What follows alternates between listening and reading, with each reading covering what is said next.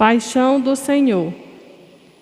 Fiel ao Pai e à humanidade, Jesus consuma sua vida na cruz. Unamo-nos a Ele, servo sofredor, acompanhando-o em sua paixão, esta celebração que fomenta em nós a solidariedade com os sofredores. É marcada pelo despojamento e pelo silêncio e consta de 3 partes: liturgia da palavra, adoração de Cristo na cruz e rito da comunhão.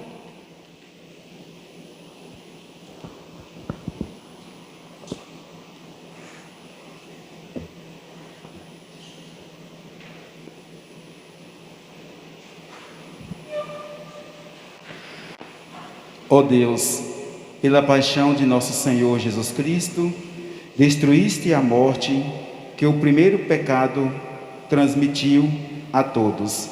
Concedei que nos tornemos semelhantes ao vosso Filho, e assim como trouxemos pela natureza a imagem do homem terreno, possamos trazer pela graça a imagem do homem novo. Por Cristo nosso Senhor. Liturgia da Palavra. A liturgia da palavra é o momento central desta celebração. Jesus enfrenta as consequências de sua fidelidade ao projeto do Pai e torna-se fonte de salvação para a humanidade. Leitura do livro do profeta Isaías. Ei-lo, o meu servo será bem-sucedido. Sua ascensão será ao mais alto grau. Assim como muitos ficaram pasmados ao vê-lo, tão desfigurado ele estava, que não parecia ser um homem ou ser um aspecto humano. Do mesmo modo, ele espalhará sua fama entre os povos. Diante dele, os reis se manterão em silêncio, vendo algo que nunca lhe foi narrado, e conhecendo coisas que jamais ouviram. Quem de nós deu crédito ao que ouvimos? E a quem foi dado reconhecer a força do Senhor? Diante do Senhor, ele cresceu como renovo de planta, ou como raiz sem terra. Não tinha beleza nem atrativo para o olharmos. Não tinha aparência que nos agradasse. Era desprezado como o último dos mortais, homem coberto de dores, cheia de sofrimento. Passando por ele, tapávamos o rosto, tão desprezível era. Não fazíamos caso dele. A verdade é que ele tomava sobre si nossas enfermidades e sofria. Ele mesmo nossas dores. E nós pensávamos, fosse um chagado, golpeado por Deus e humilhado, mas ele foi ferido por causa de nossos pecados, esmagado por causa de nossos crimes. A punição a ele imposta era o preço da nossa paz, e suas feridas o preço da nossa cura. Todos nós vagávamos como ovelha desgarrada, cada qual seguindo o seu caminho. E o Senhor fez recair sobre ele o pecado de todos nós. Foi maltratado e submeteu-se, não abriu a boca como o cordeiro levado ao matadouro, ou como ovelha diante dos que a torquiam. Ele não abriu a boca, foi atormentado pela angústia e foi condenado. Quem se preocuparia com sua história de origem? Ele foi eliminado do mundo dos vivos, e por causa do pecado do meu povo, foi golpeado até morrer. Deram-lhe sepultura entre ímpios, um túmulo entre os ricos, porque ele não praticou o mal, nem se encontrou falsidade em suas palavras. O Senhor quis macerá-lo como sofrimento, oferecendo sua vida em expiação. Ele terá descendência duradoura e fará cumprir com êxito a vontade do Senhor. Por esta vida de sofrimento, alcançará a luz e uma ciência perfeita. Meu servo, o justo, fará justos inúmeros homens, carregando sobre si suas culpas. Por isso, compartilharei com ele multidões, e ele repartirá a sua riqueza com os valentes seguidores, pois entregou o corpo à morte, sendo condenado como malfeitor. Ele, na verdade, resgatava o pecado de todos e intercedia em favor dos pecadores. Palavra do Senhor.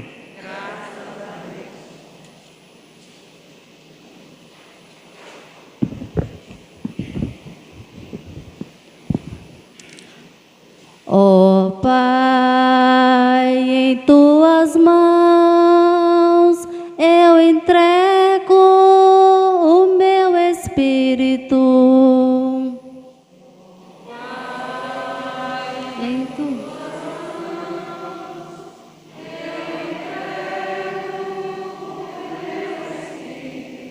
Senhor, eu ponho em vós minha esperança, que eu não fique envergonhado eternamente. Em vossas mãos, Senhor, entrego o meu espírito, porque vós me salvareis, ó Deus fiel. Ó Pai, em tuas mãos eu entrego o meu espírito. Tornei-me o próprio do inimigo, o desprezo e zombaria dos vizinhos, e objeto de pavor para os amigos. Fogem de mim os que me veem pela rua. Os corações me esqueceram como morto, e tornei-me como um vaso espedaçado.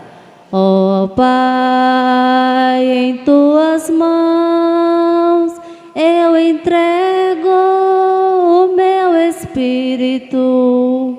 A vós, porém, ó meu Senhor, eu me confio, e afirmo que só vós sois o meu Deus. Eu entrego em vossas mãos o meu destino. Libertai-me do inimigo e do opressor. Ó Pai, em tuas mãos eu entrego o meu espírito. Mostrai serena a vossa face ao vosso servo, e salvai-me pela vossa compaixão. Fortalecei os corações, tende coragem, todos vós que ao Senhor vos confiais. Ó Pai, em tuas mãos eu entrego o meu espírito.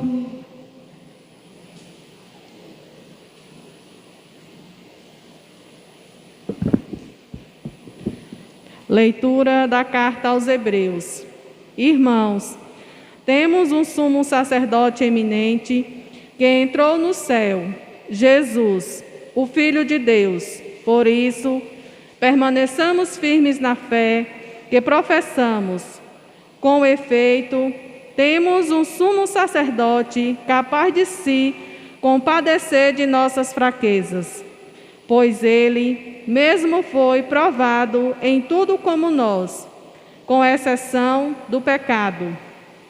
Aproximemo-nos, então, com toda a confiança do trono da graça, para conseguirmos misericórdia e alcançarmos a graça de um auxílio no momento oportuno. Cristo, nos dias de sua vida terrestre, dirigiu preces e súplicas, com forte clamor e lágrimas, àquele que era capaz de salvá-lo da morte, e foi atendido por causa de sua entrega a Deus. Mesmo sendo filho, aprendeu o que significa a obediência a Deus por aquilo que ele sofreu. Mas, na consumação de sua vida, tornou-se causa de salvação eterna para todos os que lhe obedecem. Palavra do Senhor. A vossa palavra, Senhor, é sinal de interesse por nós. A vossa palavra, Senhor, é sinal de interesse por nós. Como o Pai ao redor de sua mesa, revelando seus planos de amor. A vossa palavra, Senhor, é sinal de interesse por nós. A vossa palavra, Senhor, é sinal de interesse por nós.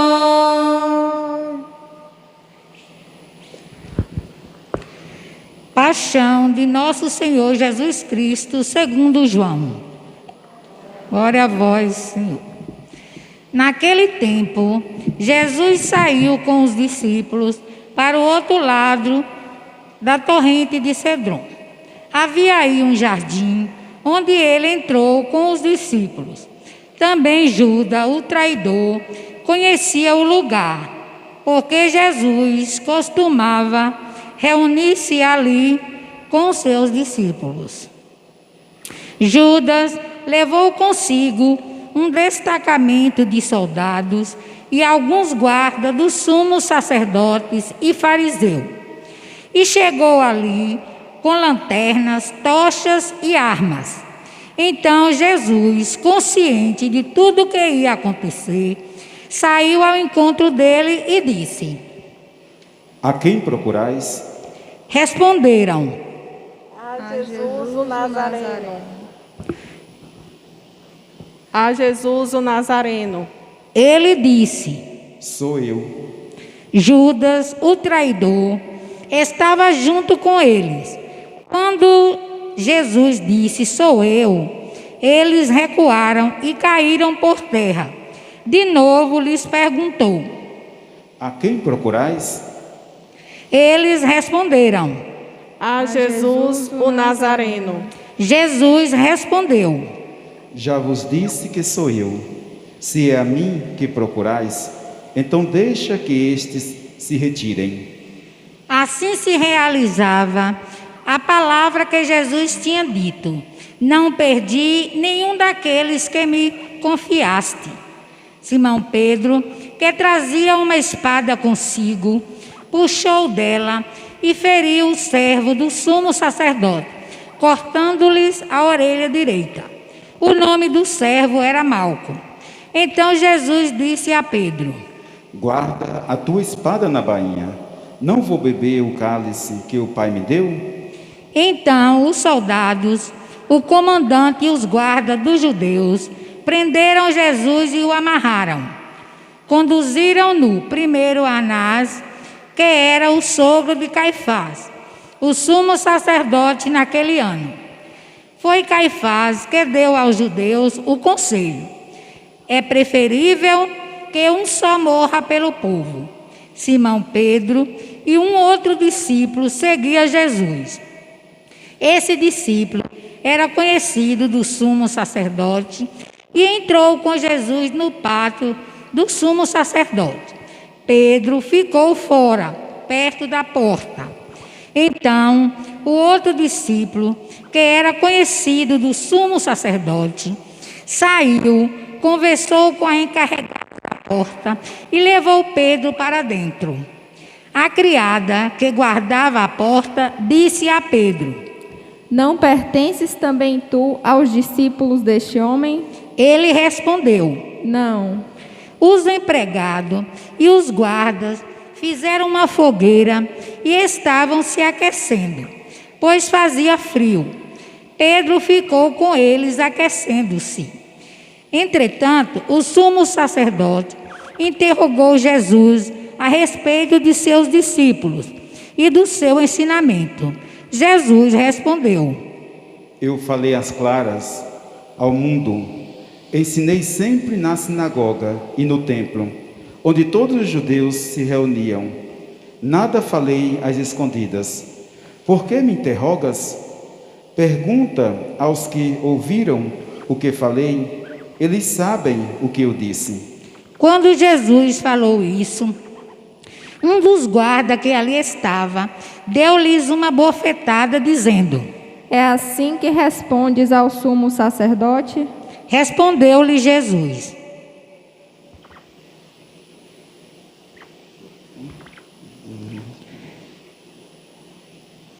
Se respondi mal, mostra em que. Mas se falei bem, por que me bates?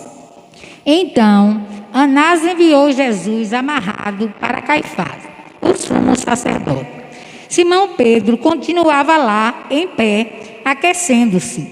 Disseram-lhe: Não és tu também um dos discípulos dele? Pedro negou. Não.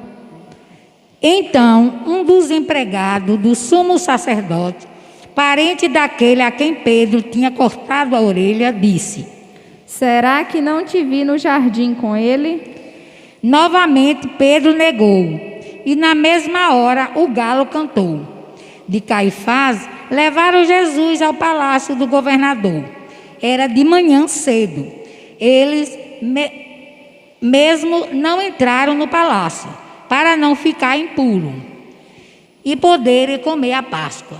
Então Pilatos saiu ao encontro deles e disse: Que acusação apresentais contra este homem? Eles responderam: Se não fosse malfeitor, não o teríamos entregue a ti. Pilatos disse: Tomai-o vós mesmo e julgai-o de acordo com a vossa lei. Os judeus lhe responderam: Nós não podemos condenar ninguém à morte.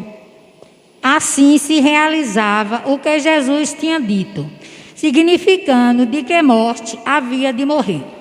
Então Pilatos entrou de novo no palácio, chamou Jesus e perguntou-lhe: Tu és o rei dos judeus? Jesus respondeu: Estás dizendo isso por ti mesmo? Ou outros te disseram isso de mim? Pilatos falou: Por acaso sou judeu? O teu povo e os sumos sacerdotes te entregaram a mim. Que fizeste? Jesus respondeu: O meu reino não é deste mundo. Se o meu reino fosse deste mundo, os meus guardas teriam lutado para que eu não fosse entregue aos judeus. Mas o meu reino não é daqui. Pilatos disse a Jesus: Então tu és rei? Jesus respondeu: Tu o dizes, eu sou rei.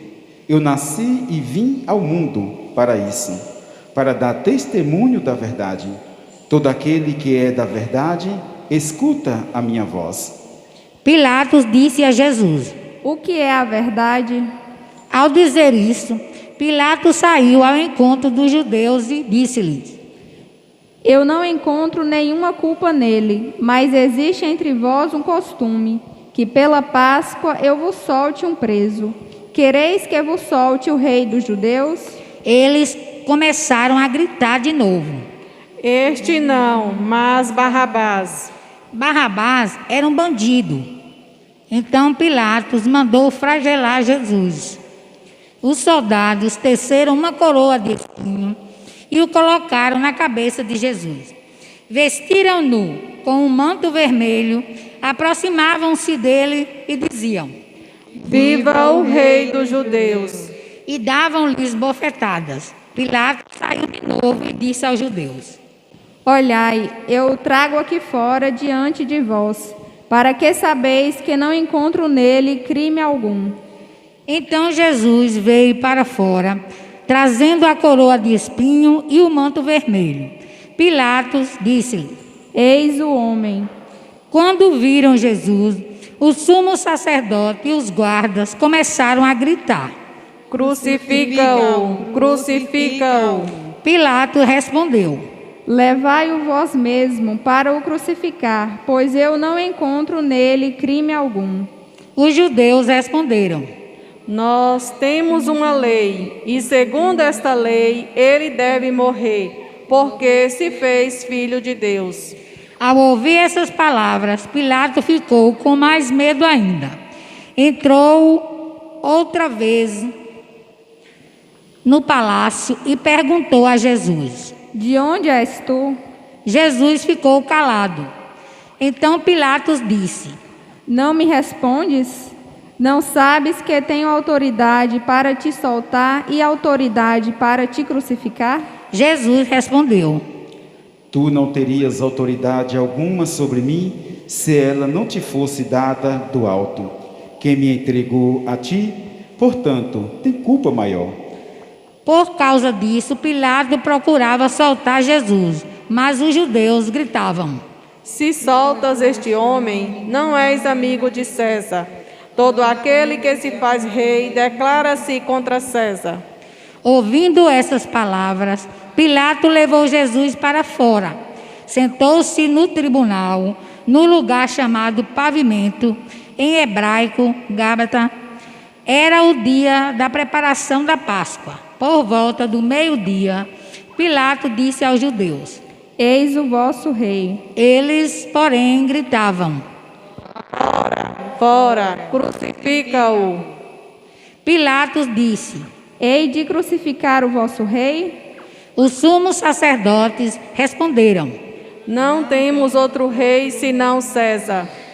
Então Pilatos entregou Jesus para ser crucificado, e eles o levaram. Jesus tomou a cruz sobre si e saiu para o lugar chamado Calvário, em hebraico Gólgota. Ali o crucificaram com outros dois, um de cada lado, e Jesus no meio. Pilatos mandou ainda escrever um letreiro e colocá-lo na cruz. Nele estava escrito: Jesus Nazareno, o rei dos judeus. Muitos judeus puderam ver o letreiro, porque o lugar em que Jesus foi crucificado ficava perto da cidade. O letreiro estava escrito em hebraico, latim e grego. Então os sumos sacerdotes dos judeus disseram a Pilatos: Não escrevas o rei dos judeus, mas sim o que ele disse: Eu sou o rei dos judeus. Pilatos respondeu: O que escrevi está escrito. Depois que crucificaram Jesus, os soldados repartiram a sua roupa em 4 partes, uma para cada soldado. Quanto à túnica, esta era tecida sem costura, em uma peça única de alto a baixo. Disseram então entre eles: Não vamos dividir a túnica. Tiremos a sorte para ver de quem será. Assim se cumpria a escritura que diz: repartiram entre si as minhas vestes e lançaram sobre a minha túnica. Assim procederam os soldados.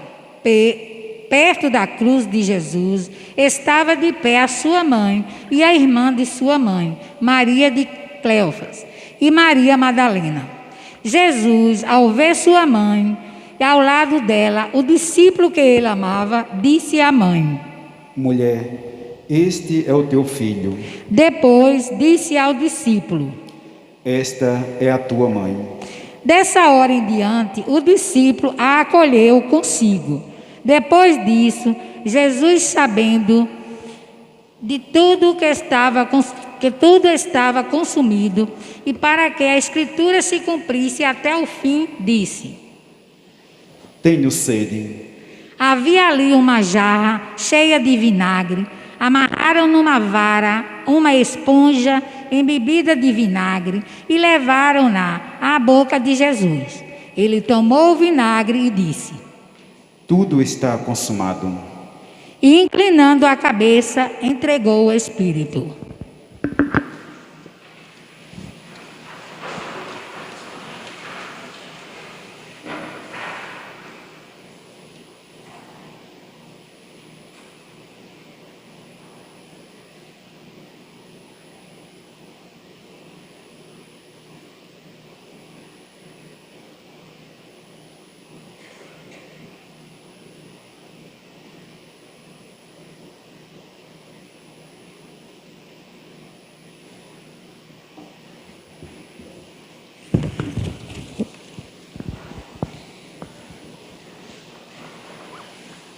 Era o dia da preparação para a Páscoa. Os judeus queriam evitar que os corpos ficassem na cruz durante o sábado, porque aquele sábado era dia de festa solene. Então pediram a Pilatos que mandasse quebrar as pernas aos crucificados e os tirassem da cruz. Os soldados foram e quebraram as pernas de um e depois do outro, que foram crucificados com Jesus. Ao se aproximarem de Jesus e vendo que já estava morto, não lhe quebraram as pernas, mas um dos soldados abriu-lhe o lado com uma lança e logo saiu sangue e água. Aquele que viu dá testemunho, e seu testemunho é verdadeiro. E ele sabe que fala a verdade, para que vós também acrediteis. Isto aconteceu para que se cumprisse a escritura que diz: não quebraram nenhum dos seus ossos. E outra escritura ainda diz: olharão para aquele que transpassaram. Depois disso, José de Arimateia, que era discípulo de Jesus, mas às escondidas, por medo dos judeus, pediu Pilatos que tirasse o corpo de Jesus. Pilatos conseguiu. Então José veio, tirou o corpo de Jesus. Chegou também Nicodemos, o mesmo que antes tinha ido de noite encontrar-se com Jesus. Levou uns 30 quilos de perfume, feito de mirra e aloés. Então tomaram o corpo de Jesus e envolveram-no com as aromas em faixa de linho, como os judeus costumavam sepultar. No lugar onde Jesus foi crucificado, havia um jardim, e no jardim um túmulo novo, onde ainda ninguém tinha sido sepultado. Por causa da preparação da Páscoa, e como o túmulo estava perto, foi ali que colocaram Jesus. Palavra da salvação. Então, caríssimos irmãos e irmãs, essa celebração é o maior ato de amor de Deus para com a humanidade. Ele amou tanto o mundo, o Deus Pai, que enviou seu próprio Filho para assim resgatar a humanidade para Ele. Buscar para fazer a primeira aliança. A primeira aliança foi feita com nossos primeiros pais na fé, Adão e Eva. Eles romperam com a aliança com Deus. E rompendo essa aliança, morreram. Ou seja, não tiveram a salvação. Deus agora envia seu próprio Filho para fazer uma nova aliança. Uma nova aliança agora na carne. Deus se configurando homem, assumindo a carne humana, a condição humana, para passar por mesmos sofrimentos humanos, para assim elevar o humano à condição de filho de Deus predileto. E com a morte de Jesus, essa nova aliança vai nos trazer agora a salvação. Diz os iconoclastas do Oriente, que quando, e também a Sagrada Escritura, que aqueles que morreram antes de Jesus, na primeira aliança, como eu falei, não tiveram a salvação. Jesus na morte, quando vem sepultado, Jesus desce à mansão dos mortos e lá resgata primeiro nossos primeiros pais na fé, Adão e Eva. São os primeiros que Jesus resgata para a salvação. Depois resgata todos aqueles outros profetas e aquelas pessoas que viveram intensamente a sua vida a Deus. Então Jesus, Ele é o único que nos traz a salvação e é o único que nos leva também à salvação. Jesus, Ele veio fazer, e Ele diz durante toda a nossa quaresma, que Ele veio fazer a vontade do Pai. E Jesus foi fiel à missão. Jesus não abandonou a missão, mesmo sabendo que esta missão iria levá-lo à condenação e à morte. Ele não abandonou a vontade do Pai. Porque Jesus é o servo fiel, como diz Isaías, e também o servo sofredor. Tudo aquilo que falava na Sagrada Escritura de Jesus se cumpriu na vida de Jesus. O profeta Isaías diz que ele é como ovelha levado ao matadouro. E de fato, Jesus sabia. Desde o início, Maria, sua mãe, já sabia. Quando aquele menino foi apresentado no templo a Simeão e a anciã Ana, eles já falaram: essa criança vai ser motivo de queda, reerguimento para muito. E também, esta criança, o que ele vai passar é como se fosse uma espada no teu coração, de tanta dor que você vai sentir. Jesus sabia desde o início. E a partir da vida pública de Jesus, aos 30 anos, aí Jesus vai sim, já encaminhando toda a sua vida para o fim trágico, para a morte. Mas a morte de Jesus foi simplesmente por despeito, foi por ciúmes, porque Jesus estava incomodando a elite da época, principalmente o templo, o sacerdote. Pode ver na narrativa que sempre quem acusa Jesus são os sacerdotes, porque Jesus se colocou na atitude de filho de Deus. Jamais um ser humano podia se colocar diante de Deus nesse grau. Se colocar como filho de Deus, para os judeus é uma blasfêmia maior, já que eles não aceitaram Jesus como Messias, como filho de Deus. Então vamos levá-lo à morte. E vimos que é um julgamento tão injusto o julgamento de Jesus, mas ele não reclamou, ele não fez a sua defesa, ele aceitou aquilo que estava falando dele, porque ele sabia que o trunfo maior era a cruz para nos trazer a salvação. Se Jesus tivesse morrido de morte natural, eu garanto a vocês, hoje nós não estávamos aqui celebrando não a sua morte, mas celebrando a vida que ele vai nos trazer depois da morte. Porque nos diz também São João que Jesus vai preparar, voltando para a casa do Pai, vai preparar um lugar para todos nós. E é esse lugar que depois da cruz ele vai preparar para nós no céu. Então a morte de Jesus, não fiquemos só na morte, não fiquemos na dor. Apesar que a história nos passa nesse dia e nos relembra o sofrimento, para que nós não esqueçamos de quem foi que nos trouxe a vida, para não esqueçamos quem foi que morreu por nós, quem foi que morreu pelos nossos pecados, quem foi que morreu para a nossa salvação. Foi Jesus Cristo, o Filho de Deus. Por isso que a história não deixa a gente esquecer, porque senão nós esqueceríamos como foi a vida do Mestre, como foi a vida do Filho de Deus. Então só quem ama com amor intenso, dará vida pelo outro. E Deus é esse amor intenso. O amor de Deus é infinito. O amor de Deus é tão grande tamanho que nós não compreendemos. Quem compreende esse amor é uma mãe e um pai. Principalmente mais a mãe, que a mãe é mais sensível porque trouxe no seu ventre o seu filho. A mãe, muitas mães dão a vida para que seus filhos também tenham a vida. Muitas vezes morrem. Quantos casos nós vimos de mães que no parto sabe que um médico diz: olha, tem que escolher entre a criança ou a mãe.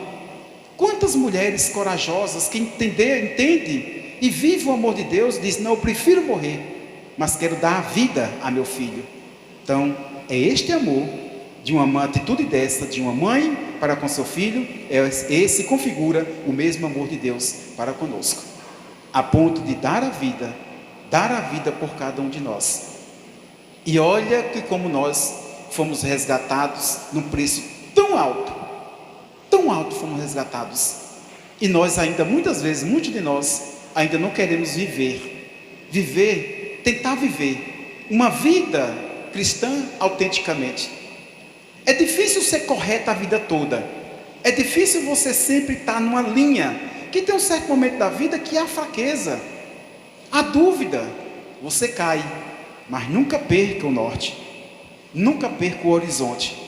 Caí, fui fraco, mas eu sei quem me levanta, e eu sei em quem eu confiei. e vou me apegar em Jesus, porque aquele sangue derramado na cruz foi caro e foi acima de dores extrema, que nenhum ser humano, suportaria as dores que Jesus passou.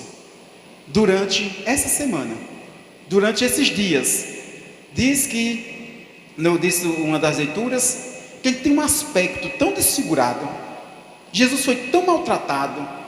Tem algumas imagens que retratam Jesus na cruz, todo desfigurado, chagado. Imagina você sendo chicoteado várias vezes, tendo na ponta do chicote chumbos, tendo lâminas.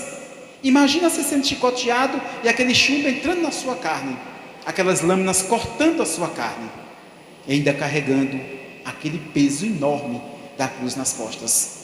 Que esse peso da cruz simboliza o mundo que ele carregava, simboliza toda a humanidade que ele carregava, o pecado de todos. Imagina, como diz, ele levou bofetões. Imagina quantos socos Jesus levou no rosto. Uma pessoa justa, uma pessoa que não fez nada de mal, só o bem. Curou, libertou, resgatou as pessoas que estavam na marginalidade, deu dignidade às pessoas excluídas.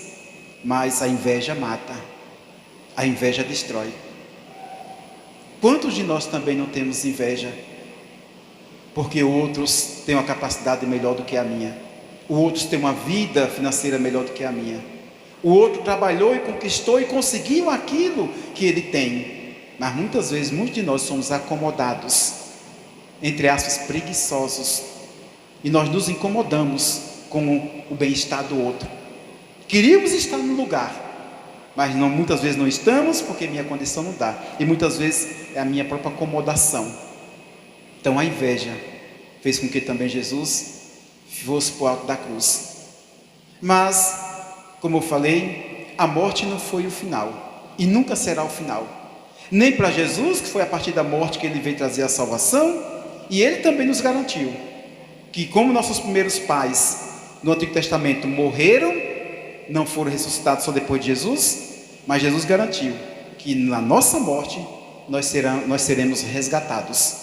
O corpo é da terra, o corpo fica na terra, é matéria da terra, mas a alma e o espírito é de Deus, é divino. Então quem se salva é a alma, não é o corpo. Devemos cuidar do corpo, porque o corpo habita a alma divina, não como Platão nos diz, que o corpo é o cárcere da alma, o corpo aprisiona a alma, mas é o contrário, corpo e alma há uma unidade, e não uma duidade. Então o corpo deve ser zelado, porque é obra de Deus, foi criado à imagem e semelhança de Deus, devemos cuidar dele, mas devemos só ficar no cuidado do corpo. Muitos de nós nos preocupamos muito com o corpo, muito com a aparência, mas muitas vezes não cuidamos da alma, não alimentamos a alma. Devemos cuidar mais da alma, para que ela não venha morrer, para que ela não venha ser finita aqui na terra, mas nós queremos que a nossa alma aqui na terra seja levada até Deus. Então tudo o que aconteceu com Jesus já estava escrito, principalmente o profeta Isaías. Tudo que o profeta Isaías escreveu se cumpriu, que falou: nenhum dos seus ossos será quebrado. E olha como Jesus sofreu no trajeto do Calvário, sofreu Jesus, tão chicoteado, carregou um peso da cruz que era imensa, caiu tantas vezes, uma delas que narra só 3 vezes, mas foi muito mais, e nenhum osso dele foi quebrado. Assim se quebrava o osso, principalmente foi quebrado as pernas dos outros 2 lá, foi crucificado com Jesus, 2 ladrões, porque já estava chegando o sábado era o dia santo para os judeus, não podia aqueles corpos estar ali. Então quebraram as pernas dos 2, foram crucificados com Jesus, para o peso do corpo, assim asfixiá-lo, morrer por asfixia. E Jesus naquele momento, eles achavam que estava morto, que Jesus desfaleceu. Tanta dor que Jesus passou, os cravos, a dor carregando na cruz, sendo chicoteado, e a dor dos cravos nos pulsos, nos pés, foi tanta dor que Jesus desfaleceu. Então eles achavam que Jesus estava morto, e lá furaram o peito de Jesus com a lança, onde jorra sangue e água. Dois simbolismos importantes para a igreja e dois simbolismos importantes para nós cristãos. O sangue simboliza os mártires, aquelas pessoas que dão a vida e deram a vida, literalmente, foram mortos por causa do Reino de Deus. Derramaram seu sangue, foram mortos por testemunhar Jesus em sua vida. E a água é o que todos nós já passamos por ela. A água é o nosso batismo. A água é o que nos traz a vida em Cristo. Quando somos batizados, diz o texto na fórmula, somos sepultados com Cristo na morte, mas ressurgimos com Cristo na vida. Esta é a forma do batismo. Então a água e o sangue simbolizam também o nosso compromisso, a nossa missão de sermos batizados e testemunhar Jesus em tudo na nossa vida. Então, que essa narrativa de hoje, como todo ano a gente revive, a gente nunca esqueça, nunca duvide realmente do sofrimento de Deus por nós.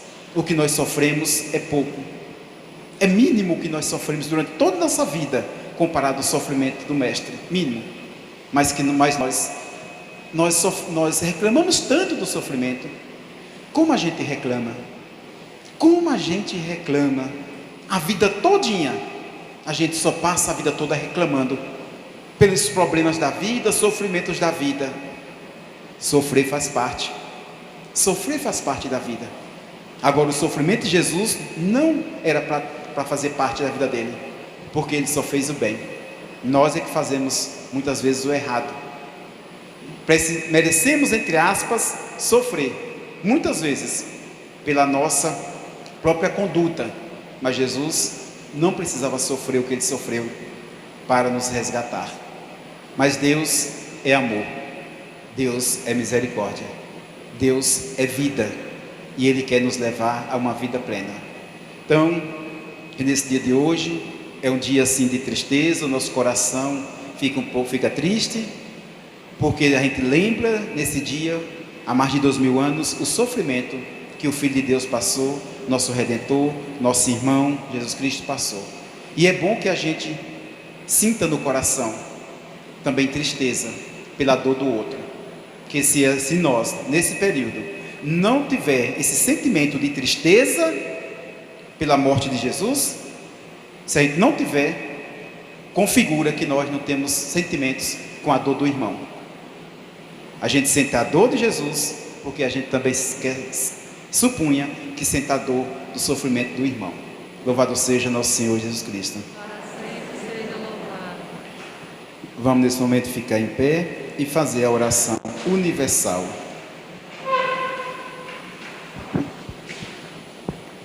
Pela Igreja, oremos, irmãos e irmãs, caríssimo, pela Santa Igreja de Deus, que o Senhor nosso Deus lhe dê a paz e a unidade, que Ele a proteja por toda a terra e nos conceda uma vida calma e tranquila para a sua própria glória. Deus eterno e todo-poderoso, que em Cristo revelastes a vossa glória a todos os povos, velai sobre a obra do vosso amor, que a vossa Igreja, espalhada por todo o mundo, permaneça inabalável na fé e proclame sempre o vosso nome. Por Cristo nosso Senhor.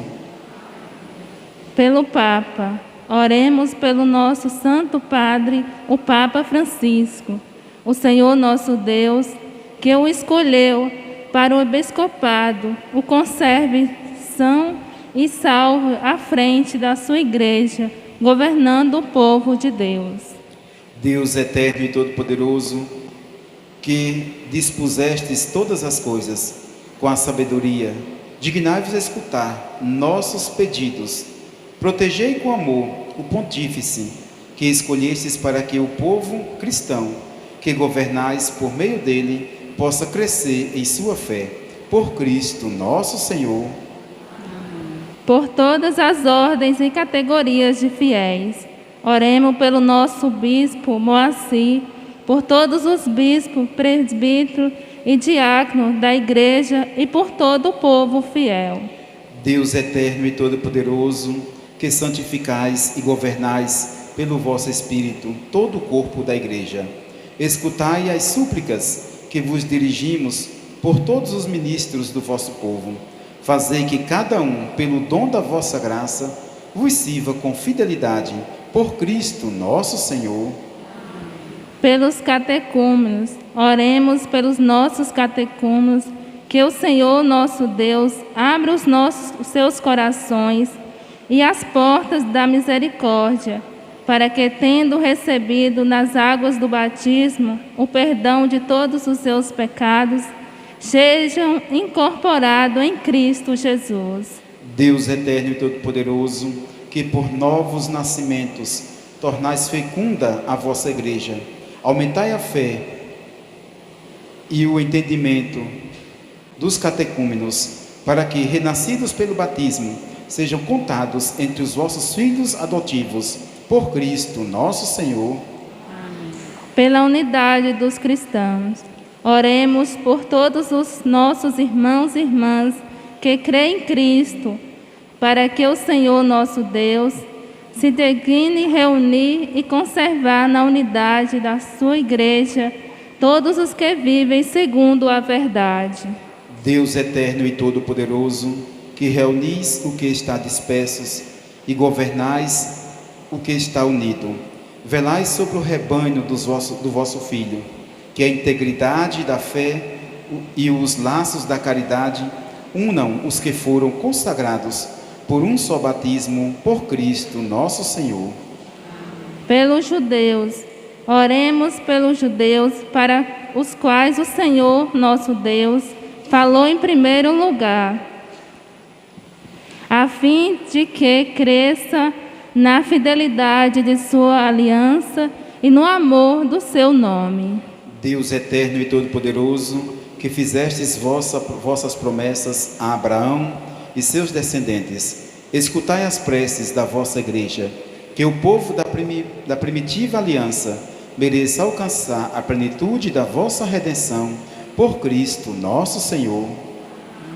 Pelos que não creem em Cristo, oremos pelos que não creem em Cristo, para que, iluminados pelo Espírito Santo, possa também ingressar no caminho da salvação. Deus eterno e todo-poderoso, dai aos que não creem em Cristo e caminham sobre o vosso olhar, com sinceridade de coração, chegar ao conhecimento da verdade, e fazei que sejamos, no mundo, testemunhas mais fiéis da vossa caridade, amando-nos melhor uns aos outros e participando com maior solicitude do mistério da vossa vida, por Cristo nosso Senhor. Pelos que não creem em Deus, oremos pelos que não reconhecem a Deus, para que, buscando lealmente o que é reto, possa chegar a Deus verdadeiro. Deus eterno e todo-poderoso, vós criastes todos os seres humanos e pusestes em seu coração o desejo de procurar-vos, para que, tendo-vos encontrado, só em vós achem repouso. Concedei que, entre as dificuldades deste mundo, discernindo os sinais da vossa bondade e vendo o testemunho das boas obras daqueles que creem em vós, tenho a alegria de proclamar que sois o único Deus verdadeiro e Pai de todos os seres humanos, por Cristo nosso Senhor. Pelos poderes públicos, oremos por todos os governantes, que o nosso Deus e Senhor, segundo a sua vontade, lhe dirige o espírito e o coração, para que todos possam gozar de verdadeira paz e liberdade. Deus eterno e todo-poderoso, que tendes na mão o coração dos seres humanos e o direito dos povos, olhai com bondade aqueles que nos governam, que por vossa graça se consolidem por toda a terra a segurança e a paz, a prosperidade das nações e a liberdade religiosa, por Cristo nosso Senhor. Pelos que sofrem provações, oremos, irmãos e irmãs, a Deus Pai Todo-Poderoso, para que livre o mundo de todo erro, expulse as doenças e afugente a fome, Abre as prisões e liberte os cativos. Vele pela segurança dos viajantes e transfere e reparte os exilados. Dê saúde aos doentes e a salvação aos que agonizam. Deus eterno e todo-poderoso, sois a consolação dos aflitos e a força dos que labutam. Cheguem até vós as preces dos que clamam em sua aflição. Sejam quais forem os seus sofrimentos, para que se alegrem em suas provações, com o socorro da vossa misericórdia. Por Cristo nosso Senhor. Amém. Então, esse momento seria a adoração da Santa Cruz. Como eu falei, a adoração vai ser espontânea de cada um após a oração final.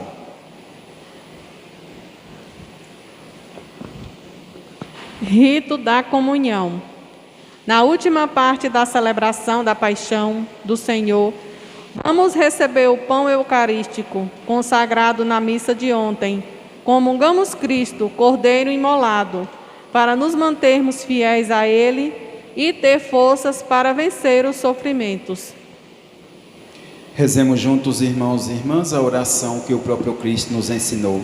Pai nosso, que estais nos céus, santificado seja o vosso nome. Venha a nós o vosso reino, seja feita a vossa vontade, assim na terra como no céu. O pão nosso de cada dia nos dai hoje. Perdoai as nossas ofensas, assim como nós perdoamos a quem nos tem ofendido, e não nos deixeis cair em tentação, mas livrai-nos do mal. Amém.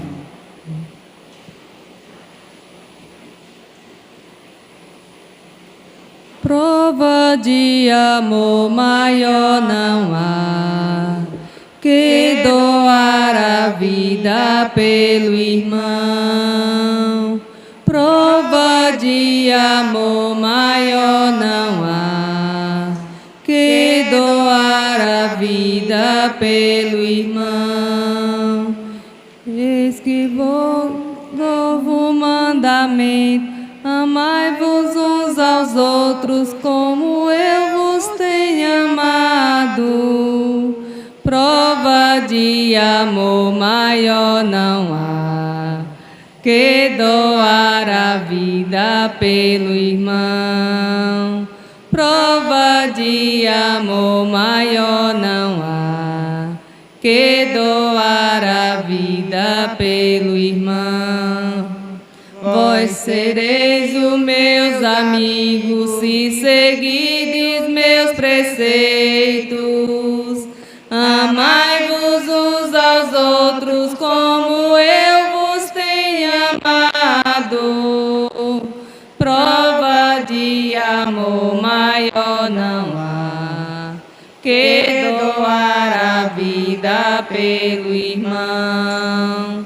Prova de amor maior não há, que doar a vida pelo irmão.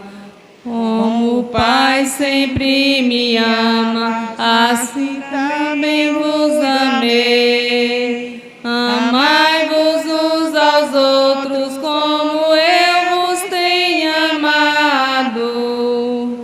Prova de amor maior não há, que doar a vida pelo irmão.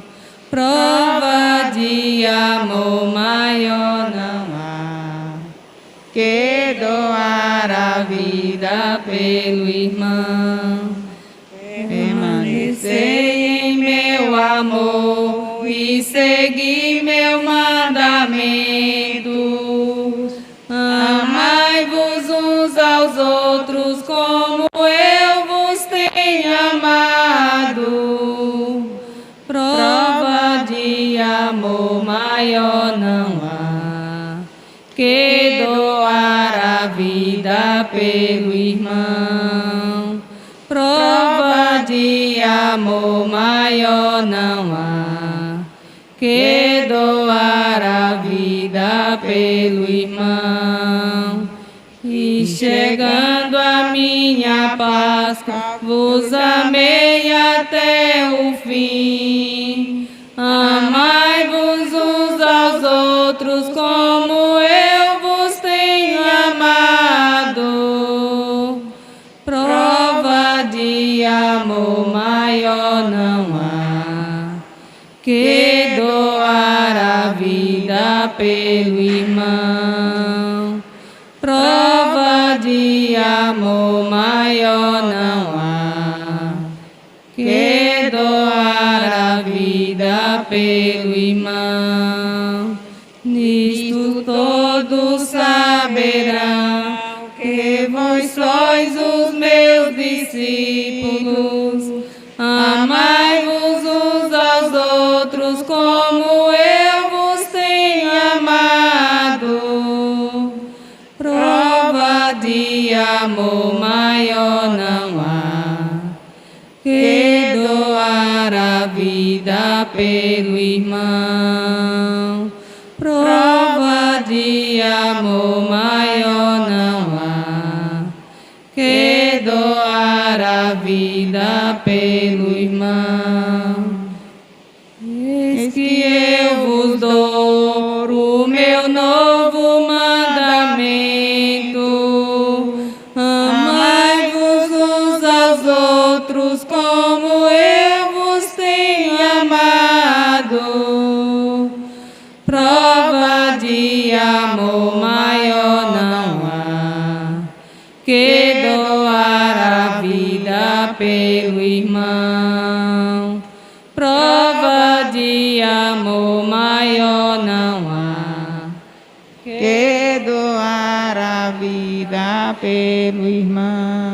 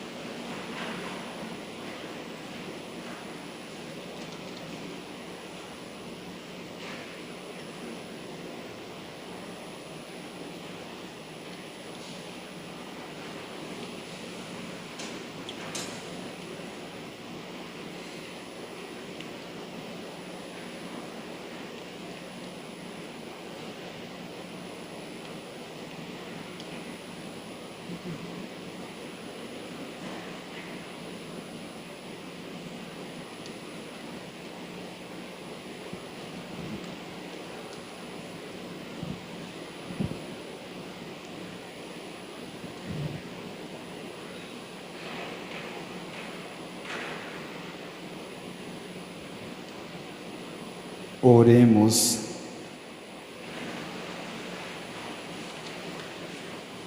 Ó Deus, que nos renovastes pela santa morte e ressurreição do vosso Cristo, concevai em nós a obra da vossa misericórdia, para que pela vossa participação deste mistério vos consagremos sempre a nossa vida. Por Cristo nosso Senhor. Amém. Que a vossa bênção, ó Deus, desça copiosa sobre o vosso povo, que acaba de celebrar a morte do vosso Filho, na esperança da sua ressurreição. Venha o vosso perdão, seja dado o vosso consolo, cresça a fé verdadeira e a redenção se confirme. Por Cristo nosso Senhor. Amém. Então, como eu falei, a adoração naquele momento não houve, mas agora vai executar o canto que seria da adoração. Quem quiser, do seu jeito, pode se aproximar da cruz, fazer ou tocar. Seria bom nem tanto tocar, mas fazer uma reverência à cruz, viu? E cada um, nesse momento que for fazendo, vai se despedindo e voltando para os seus lares, para ainda vivermos ainda a sexta-feira da paixão, das dores, nosso Senhor Jesus Cristo. E à noite, às 19h30, haverá os ofícios da paixão e também das almas, e também a exposição do Senhor morto. Então, às 19h, às 7h30 da noite, estaremos aqui de novo para os ofícios. Tenham todos ainda um bom resto de tarde e da paz que o Senhor vos acompanhe. Graças a Deus. Dita e louvada seja no céu a divina luz, e nós também na terra louvemos a Santa Cruz, e nós também na terra louvemos a Santa Cruz. Os anjos no céu contente louvando estão a Jesus. Cantemos também na terra louvores a Santa Cruz. Cantemos também na terra louvores a Santa Cruz.